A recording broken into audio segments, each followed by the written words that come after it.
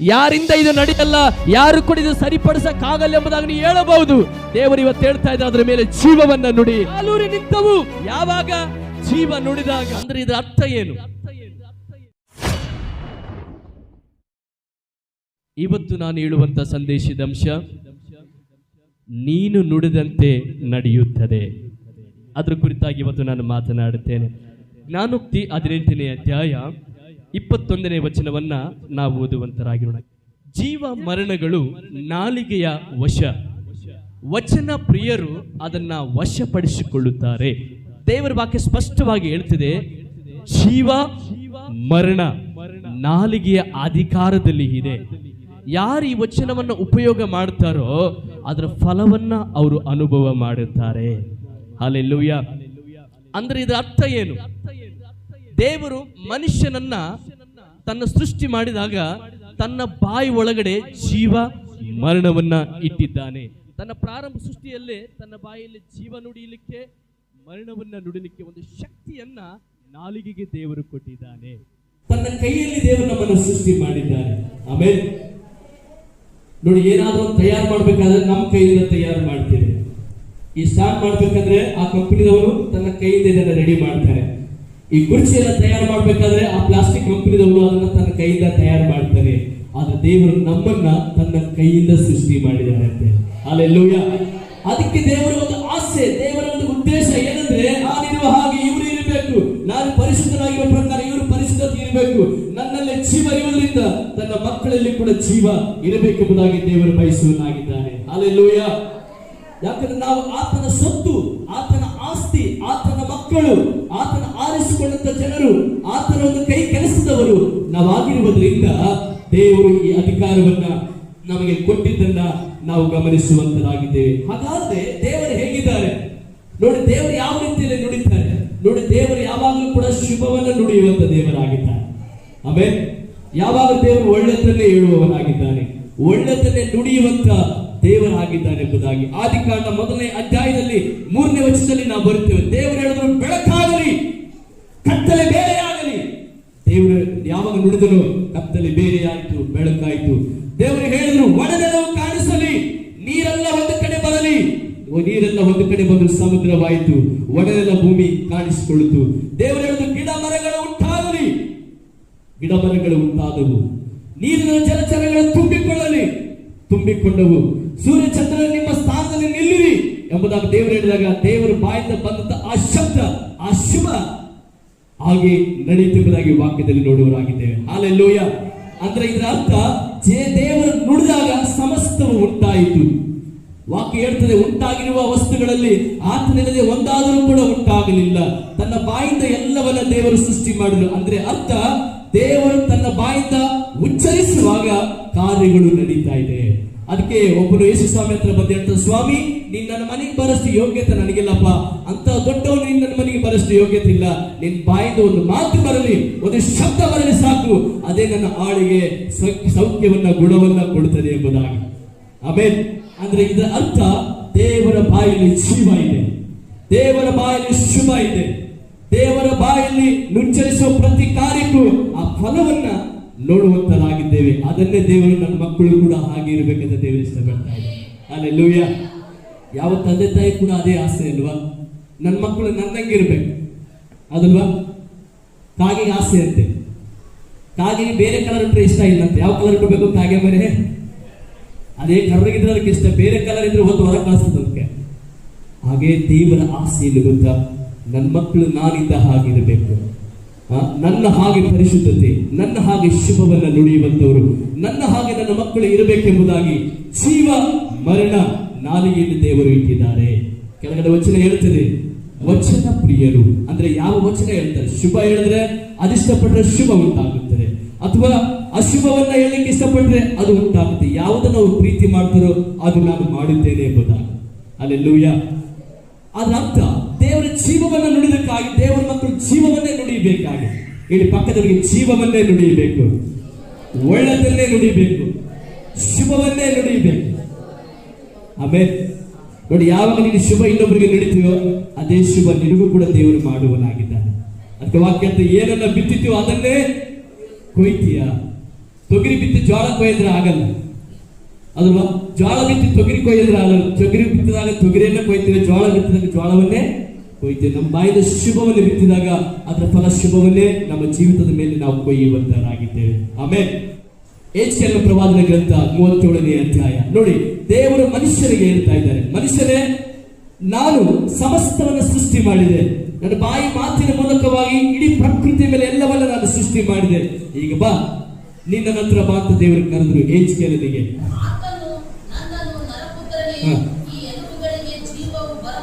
ಈ ಎಲುಬುಗಳಿಗೆ ಜೀವ ಬರ್ತದ ಎಂದು ಕೇಳಲು ನಾನು ಕರ್ತನಾದ ಯೆಹೋವನೇ, ನೀನೇ ಬಲ್ಲಪ್ಪ, ನೀನು ಎಲ್ಲವನ್ನ ಮಾಡಲಿಕ್ಕೆ ಶಕ್ತನು, ನಿನ್ನ ಬಾಯಿ ಶಿವವನ್ನ ನುಡಿಯುವಂತದಾಗಿದೆ. ಸ್ವಾಮಿ ನಿನಗೆ ಎಲ್ಲ ಗೊತ್ತು ಎಂಬುದಾಗಿ ಅಲ್ಲಿ ಪೂರ ಒಣಗಿದ ಎಲ್ಲ ಎಲುಬುಗಳನ್ನ ಕೂಡಿಸಿಕೊಂಡು ಒಂದು ಗುಂಪಿ ಮಾಡಿ ದೇವರು ಹೇಳ್ತಾ ಇದ್ರೆ, ಈಗ ಹೇಳೋದಕ್ಕೆ ಜೀವ ಬರಲಿ ಅಂತ ಹೇಳು. ತೀರ ಒಣಗಿದ ಎಲುಬುಗಳಲ್ವಾ, ನಿರೀಕ್ಷೆ ಇಲ್ಲ, ಬದುಕಂತ ನಿರೀಕ್ಷೆ ಇಲ್ಲ. ಕೆಲವೊಬ್ಬರ ಜೀವಿತದಲ್ಲಿ ಬಹಳ ಸಾರಿ ಅಂದುಕೊಳ್ತೇವೆ, ಅಯ್ಯೋ ಇಷ್ಟು ವರ್ಷ ಆಯ್ತು, 20 ವರ್ಷ ಆಯ್ತು, 10 ವರ್ಷ ಆಯ್ತು, 15 ವರ್ಷ ಆಯ್ತು, ಇನ್ನೆಲ್ಲಿ ಆಗ್ತದೆ, ಆಯ್ತು ಹೋಯ್ತು, ಹಳೇದಾಯ್ತು ಎಂಬುದಾಗಿ ಕೆಲವರೆಲ್ಲ ಹೇಳಿ ಇದು ಆಗಲ್ಲ, ಇದು ನಡೆಯಲ್ಲ ಎಂಬುದಾಗಿ ಎಷ್ಟು ಜನ ಅದೇ ಜಾಗದಲ್ಲಿ ಅದೇ ಮನಸ್ಸಿನಲ್ಲಿ ಕೂತುಕೊಂಡಂತ ಜನರನ್ನ ನಾವು ನೋಡುತ್ತೇವೆ. ಆದ್ರೆ ದೇವರು ಅದನ್ನೇ ಕಲಿಸ್ತಾ ಇದ್ದಾರೆ. ಎಜ್ಕೇಲನೇ, ಈ ಒಣಗಿದ ಎಲುಬುಗಳು ಯಾರು ಗೊತ್ತಾ? ಇಸ್ರಾಯೇಲರ ಜನರಾಗಿದ್ದಾರೆ. ಅವರು ತೀರ ಒಣಗಿ ಹೋಗಿದ್ದಾರೆ, ಆತ್ಮಿಕತೆ ಇಲ್ಲ. ಹಾಗಾಗಿ ಈಗ ನುಡಿ ಎಜ್ಕೇಲನೇ, ಒಣಗಿದ ಸ್ಥಿತಿಯಲ್ಲಿದ್ದ ಆ ಜನರನ್ನ ನಾನು ನೋಡ್ತಾ ಇದ್ದೀನಿ, ನೀನು ಇಲ್ಲಿ ಜೀವವನ್ನು ನುಡಿ, ಅವರಿಗೆ ಜೀವವು ಉಂಟಾಗ್ತದೆ ಎಂಬುದಾಗಿ. ಹಲ್ಲೆಲೂಯಾ. ಅವ ಎಜ್ಕೇಲನ್ ಏನ್ ಮಾಡಿದ್ರು ನೋಡ್ರಿ. ಆಗ ಆತನು ನನಗೆ ಹೀಗೆ ಅಪ್ಪಣೆ ಕೊಟ್ಟು ನೀನು ಮಾಡಲೇಬೇಕು, ಧ್ವನಿಯನ್ನು ಎತ್ತು, ಎಲುಬುಗಳ ಮೇಲೆ ಜೀವವನ್ನು ಹೇಳು. ಅದಂತೆ ಈ ದೈವೋಕ್ತಿಯನ್ನು ನುಡಿ, ನೋಡಿ ಒಣಗಿದ ಎಲುಬುಗಳೇ, ಯೆಹೋವನ ವಾಕ್ಯವನ್ನು ಕೇಳಿರಿ. ಕರ್ತನಾದ ಯೆಹೋವನು ನಿಮಗೆ ಹೀಗೆ ಹೇಳುತ್ತಾನೆ, ಇಗೋ ನಾನು ನಿಮ್ಮೊಳಗೆ ಶ್ವಾಸವನ್ನ ನೀವು ಬದುಕುವಿರಿ, ನನಗೆ ಅಪ್ಪಣೆಯಾದಂತೆ ನಾನು ಆ ಮಾತನ್ನ ನುಡಿಯುತ್ತಿರಲು ಇಗೋ ಟಕ ಎಂದು ಎಲುಬುಗಳಿಗೆ ಜೋಡಣೆಯಾಗಿ ಕೈತ ಸ್ಥಳದಲ್ಲಿ ಕೈ ಬಂತು, ಕಾಲಿದ ಸ್ಥಳದಲ್ಲಿ ಕಾಲು ಬಂತು, ಎಲ್ಲಿ ಯಾವ ಭಾಗ ಎಲುಬು ಬರಬೇಕು ಅಲ್ಲಿ ಬಂದು ಟಕ ಎಂಬುದಾಗಿ ಕೂಡಿಕೊಂಡಿತು. ನಾನು ನೋಡಲಾಗಿ ಆಹಾ, ಅವುಗಳ ಮೇಲೆ ನರಗಳು ಹಬ್ಬಿಕೊಂಡವು, ಮಾಂಸವು ಹರಡಿಕೊಂಡಿತು, ಚರ್ಮವು ಶ್ವಾಸ ಮಾತ್ರ ಇರಲಿಲ್ಲ. ಆಗ ಆತನು ನನಗೆ ನರಪುತ್ರನೇ ನೀನು ಶ್ವಾಸಕ್ಕೆ ನುಡಿ ಶ್ವಾಸವೇ ಕರ್ತನಾದ ಯೆಹೋವನು ಇಂತೆನ್ನುತ್ತಾನೆ, ನೀನು ಚತುರ್ದಿಕ್ಕುಗಳಿಂದ ಬೀಸಿ ಹತ ಶರೀರಗಳು ಬದುಕುವಂತೆ ಅವುಗಳ ಮೇಲೆ ಸುಳಿ ಎಂಬುದಾಗಿ ಶ್ವಾಸಕ್ಕೆ ನುಡಿ ಎಂದು ಅಪ್ಪಣೆ ಕೊಡಲು ನಾನು ಅಪ್ಪಣೆಯಂತೆ ನುಡಿದೆನು. ಇಗೋ ಶ್ವಾಸವು ಅವುಗಳಲ್ಲಿ ಹೊಕ್ಕಿತು ಬದುಕಿದವು, ಕಾಲೂರಿ ನಿಂತವು, ಅತ್ಯಂತ ದೊಡ್ಡ ಸೈನ್ಯವಾದವು. ಕಾಲೂರಿ ನಿಂತವು, ದೊಡ್ಡ ಸೈನ್ಯವಾಗಿ ನಿಂತವು. ಯಾವಾಗ? ಜೀವ ನುಡಿದಾಗ. ಜೀವ ಇಲ್ಲದಿರುವಾಗ ಎಲುಬು, ಅದರ ಜೀವ ಇಲ್ಲದ ಬರೀ ಎಣುಬು ರೀತಿಯಲ್ಲಿ ಕಾಣ್ತಾ ಇದೆ. ಈ ಸ್ಥಳದಲ್ಲಿ ಅನೇಕರ ಜೀವಿತದಲ್ಲಿ ಆ ಸ್ಥಿತಿಯಲ್ಲಿ ಇರಬಹುದು, ಅನೇಕರು ಒಣಗಿದ ಸ್ಥಿತಿಯಲ್ಲಿ ಈ ಸ್ಥಳದಲ್ಲಿ ಇರಬಹುದು.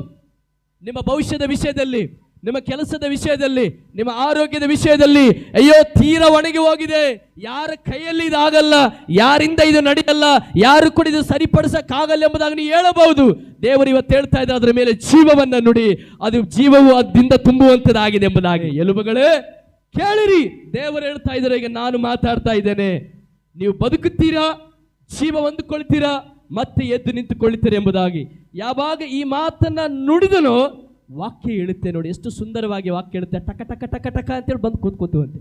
ಸಣ್ಣ ಒಂದು ಪೆನ್ ಕೆಳಗೆ ಬಿದ್ದು ಟಿಕ್ ಅಂತದೆ ಅಲ್ವಾ, ಎಲುಬು ಹಂಗೆ ಎಷ್ಟು ಫಾಸ್ಟಾಗಿ ಬರ್ತದೆ, ಟಕ ಟಕ ಟಕ ಟಕ ಅಂತ ಫಾಸ್ಟಾಗಿ ಕೂಡಿ ಬಂದು ವಾಕ್ಯ ಹೇಳ್ತದೆ, ನಿಂತುಕೊಂಡವಂತೆ ಜೀವವು ಅವರ ಒಳಗಡೆ ಒಕ್ಕಿತು. ಅಂದ್ರೆ ದೇವರು ಇಲ್ಲಿ ಏನು ಕಲಿಸ್ತಾ ಇದೆ ಅಂದ್ರೆ ಪಾಠ, ಇದರ ಅರ್ಥ ಒಂದೇ ಒಂದು, ಇಸ್ರಾಯೇಲ್ ಜನರು ಸತ್ತ ಸ್ಥಿತಿಯಲ್ಲಿ ಇದ್ದಾರೆ, ಅವರಲ್ಲಿ ಜೀವ ಇಲ್ಲ, ನಿರೀಕ್ಷೆ ಇಲ್ಲ, ಕಣ್ಣೀರುಗಳು ಅವರಲ್ಲಿ ಆವರಿಸಿಕೊಂಡಿದೆ, ನಿರಾಶೆ ಅವರಲ್ಲಿ ಆವರಿಸಿಕೊಂಡಿದೆ. ಹಾಗಾಗಿ ನೀನು ಜೀವವನ್ನ ನುಡಿಯಬೇಕಾಗಿದೆ.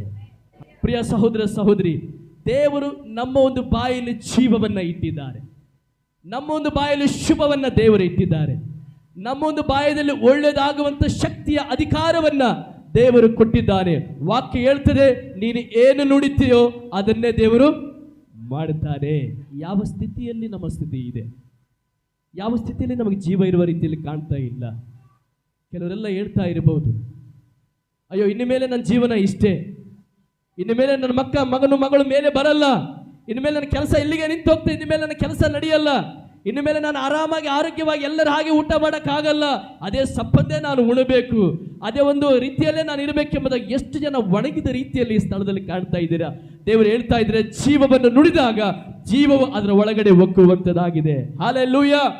ಅಂದ್ರೆ ಇದರ ಅರ್ಥ, ಪ್ರತಿ ಸಾರಿ ಕೂಡ ನಾವು ಜೀವವನ್ನು ನುಡಿಬೇಕು. ಏನೇ ಕಾಣುವಾಗಲೂ ಕೂಡ, ಯಾವುದೇ ಪರಿಸ್ಥಿತಿ ಬರುವಾಗಲೂ ಕೂಡ ಜೀವವನ್ನು ನುಡಿದಾಗ ನಾವು ಏನು ನುಡಿತೀವೋ ದೇವರ ಹಸ್ತ, ದೇವರ ಸಾನ್ನಿಧ್ಯ ನಮ್ಮ ಒಂದು ಸ್ವರದ ಮೂಲಕವಾಗಿ ಅಲ್ಲಿ ಚಲಿಸುವಂತದಾಗಿದೆ.